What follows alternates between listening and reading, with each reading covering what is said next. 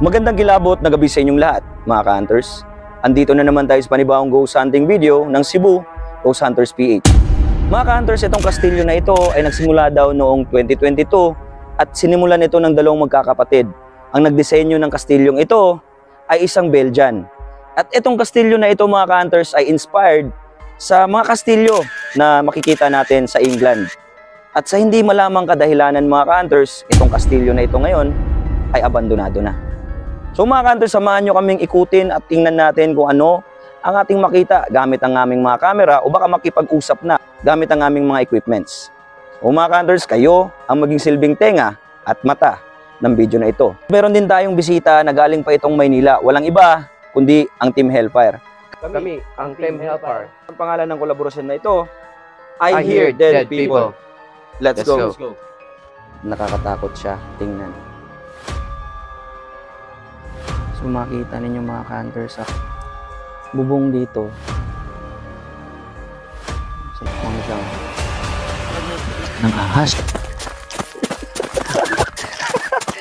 Nadlog sa mga nadlog bisbitin. Ang grupo ni LG, ang Cebu Ghost Hunters. So mga ka-hunters, nandito muna tayo sa labas ng abandonadong kastilyo na ito. At samahan nyo muna kaming explore muna natin bago tayo mag-investigate mamaya at kasama sila Team Hellfire, si Black Sheep Ghost Trip, at saka si Noriel Gash Trip. So, yun, kayo yung maging silbing tenga at mata ng video na ito. Let's go. Ito pala mga ka-hunters, kung makikita natin dito ngayon, gawa ito sa mga tunay na bato na pinagtumpok-tumpok at nilagyan ng semento. Makita natin, inspired talaga siya sa disenyo ng mga kastilyo sa England. Tingnan nyo. Ito yung nakakatakot na part dito. Tingnan nyo. Pag pinatay ko yung ilaw, ganyan siya, kadilim. Nakakatakot siya, tingnan. Sayang talaga yung kastilyo na ito. Ito pala mga ka-hunters, parang lugar na bakasyonan lang to ng dalawang magkapatid dati. But sa nakita nila na pwede itong gawing negosyo, ginawa na lang nilang itong resort, itong kastilyong ito. Dati, meron din ditong mga hayop, mga ibon, may buhaya pa nga dito Tsaka meron daw dito ahas. So baka ma-encounter natin dito, wag naman sana. So yan, dito tayo mga ka-hunters.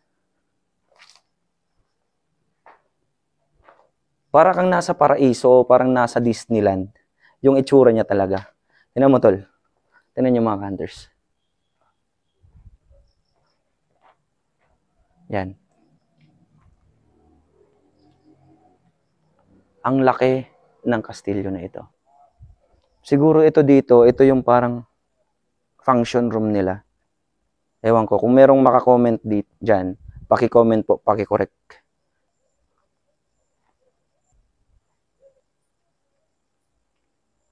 Yung mga damo, sobrang taas na, tumutubo na. At ito, yung delikado dito is yung ahas. So, bantayan natin yung mga tinatapakan natin, ka-hunter. Baka iba na yung matapakan natin, ahas na. O yung buhaya. Wow. Meron pa tong mga ka-hunters lugar dyan sa taas. Parang doon makikita yung swimming pool.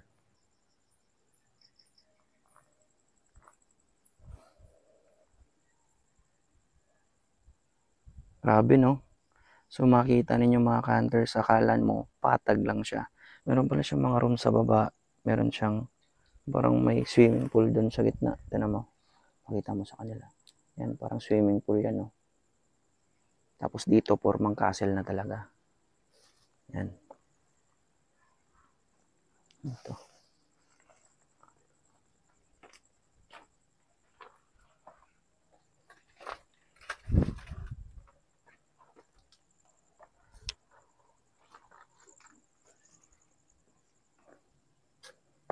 May formang espada Tignan mo.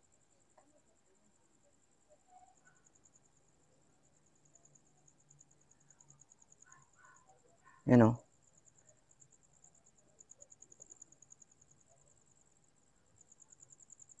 Sobrang lalim.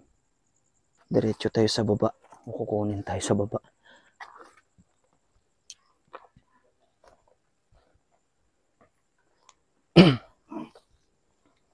So, magbibisay ako mga ka-hunters ha. Kini, nindot kayo ang pagkabuhat oh. Design. Murag gigastuan gini ba? Grabe ang gastuan ni nga kastilyo. Sayang. Pero wala ta kabaloon sa rason gyud ani nganong gi-abandon ni siya. Murag ko ani siya to kaning kitchen. Pero kitchen no. Kitchen. Bodega, family. Okay.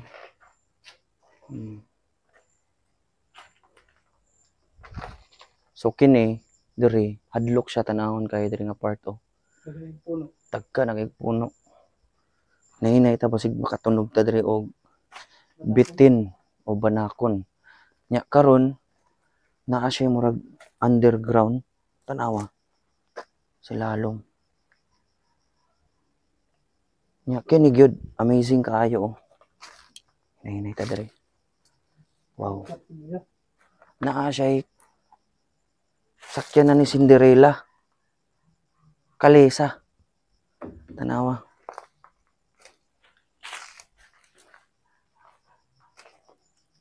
Grabe. Migastuhan gyud. Migastuhan gyud ni siya. Magana siguro yun. Guba na gyud siya oh. Bantay ha. Lauma eh. Ambot murag gistakan siguro nila sa mga butang-butang sa una. Tanawa diri ka hunter. Design. Oo. Unya napagid na siya ko andri. Tanawa. Napagid siya hagdanan padungad to. Dito. Tato tanan to. Nahinay lang ta kay ang sulti sa mua diri mga hunters, maginahinay daw mi diri kay maura gid among bantayan daw gid diri ang bitin. Tadi ta matimingan sa bitin. Tanawa. Dako kayo grabe. Nya ang mga punuan nga putol na. Padung na ni siya taas mga hunters. Tanawa. Naapo ba ni balay diha oh.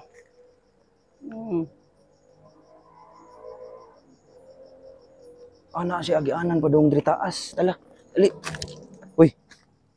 Yawanan ako eh. Amao na ni agianan padung taas.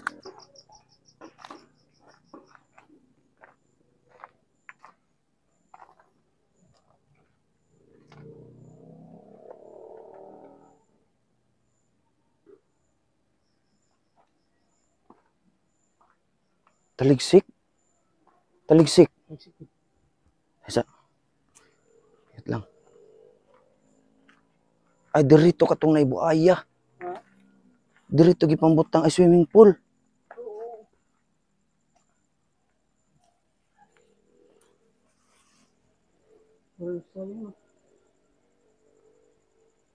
Tanawa.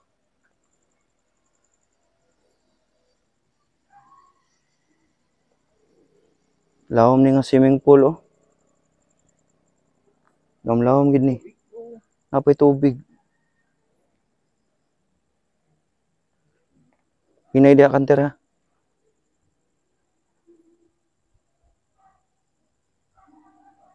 Diri to gi nay mga picture diri ang katong mga nagbisita diri sa una, naa sila picture ani.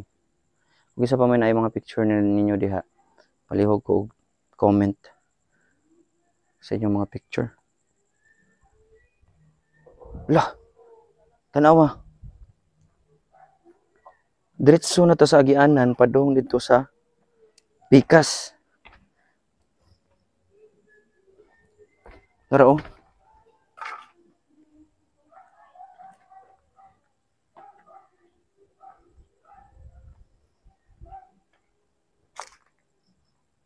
Unya katong marag makita nato sa gawas nga latayanan. Nya diri mao na niya mga kwarto, guba na kayo. Ano ma? Ini diri basing naibitin diri da. Ah, kani. Mura siya abanganan nga kwarto. Kani siya. Dako sa kayo. Mayong gabi eh. Sud mi. Nami lamisa diri.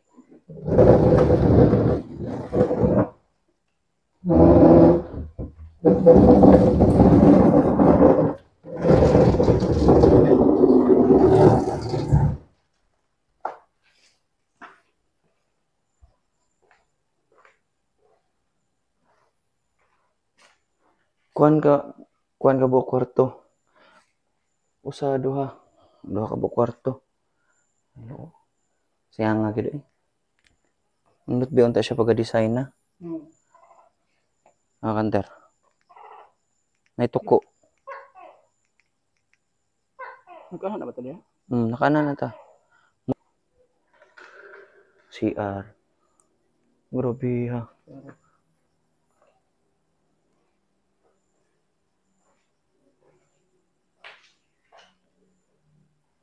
Sayang nga ni ano. Kung nakastaas mo na yung view. Tanawa. Mo na yung view. Lami kaya yung hangin sa doon.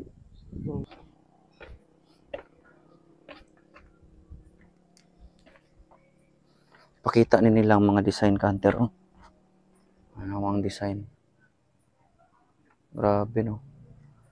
Yan, naka-unique pa gid ani niya no. Siguro. Pila ka tao siguro ang trabaho ani. Ya, mga dagko kay mga bato ang gipangbutang. Lah, tanawa, bitin. Naglunno gid iri. Oh. Marami din ang asin. Oh my god. Oh. Banakon na no. Parang ganun. Halak ka. Ano si Banakon? Di kita mo kumpiyansa gid diri. Tay sa tala. Dekado ani. Ang adlok ra man gud ani ang bitin man gud. Kay bisag ing ato ka gamya nga bitin, pwede na mo patay og dakong tao. Sa ay nahinay ta diri be. Ari na ta ubos.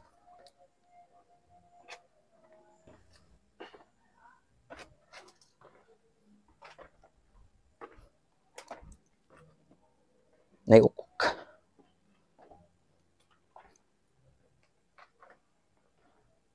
Sa ubos na ni nga bahin no. Mao ni siya. Ha? Oo.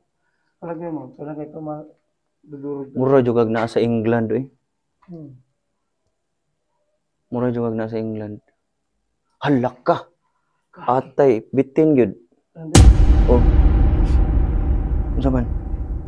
Oh, bitin oh, naglunno. Oh. Nagibitin diri da. Pag may mga maliliit, kasi may mga malalaki. Diri ta. Oo. Diri na agi na bitin ri lawom ay.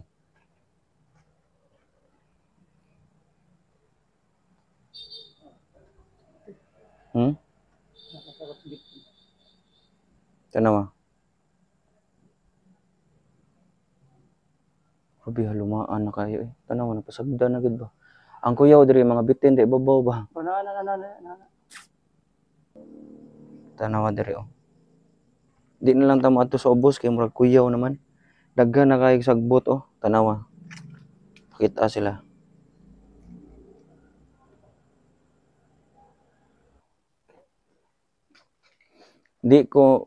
Dili ko makuyawan og ungo. Makuyawan ko gamay pero bitin murag kuyaw bitin ay. Tanawa diri na isamin ay. La. Kani siya inspired gid siya oh, tanawa. Ang gibutang ani is kahoy. Kabantay mo na kanang mag-shooting ang mga taga England ba ingani man ilang kuan. Tumbanan. Dara po ni. Taka na baglunno diri bitin ay. So tala na. Di na tamog dugay kay mag-investigate na taron taod-taod kung atong tanawon kung na-hunted na ba ni siya tungod sa kadugay na ning abandon or masig natay mahibaw-an nga angay mahibaw-an unya kauban ang hellfire. Ang itabuan ni unya is magtagalog muna sila kay Tagaluson man sila, kami magbisaya mi. So may tabuan na mo translate mi silang Tagalog. Kuan siguro ta estes method atay mga daghang equipments paranormal atong ipangbutang diri atong gamiton. Kani murag bar ni nila ka hunter oh. Tanaw-tanaw gid sa taas ani kay basig ambitin ba padung na niya paako niya tagalit patay ta ni. Tawa. Bar ni nila sa una. May butanan sa alak ko. Asa ta agi? Ato ta balik ta agi dito? Oron sa man. Ari ta diri agi. Naratol na ko sa bitin da. Ari ta agi. Nakato ka sa ubos wala. Di na ko matug ubos. Madto tag ubos kadaghag bitin dito. Yo ano? Gilo. Bitin.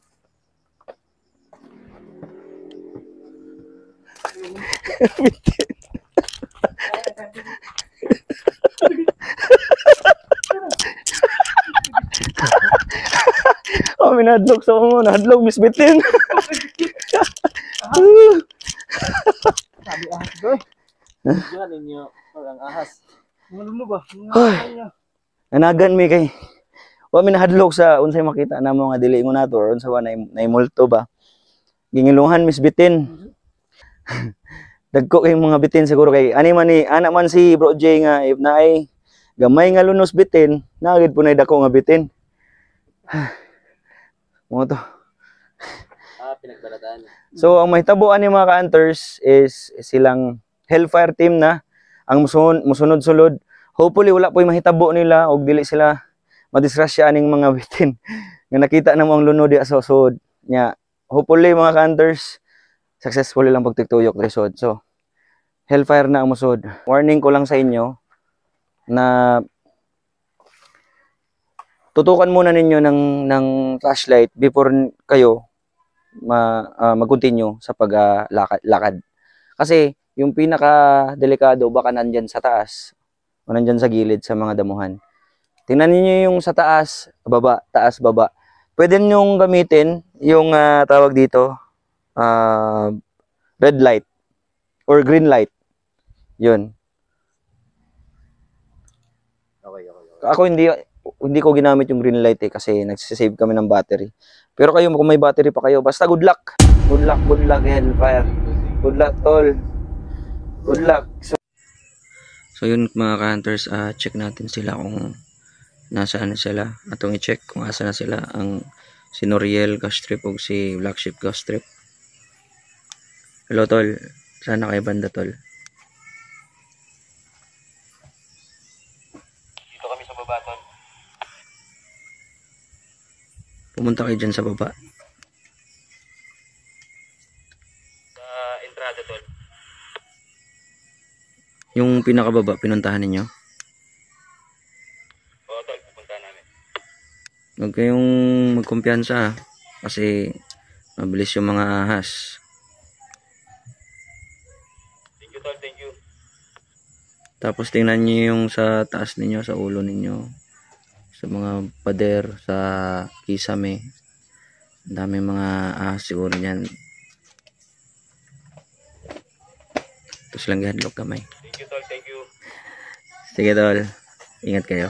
At pagkatapos ikutin ng hellfire team, sabay-sabay na kaming pupunta sa baba. At ito ang tumambad sa amin.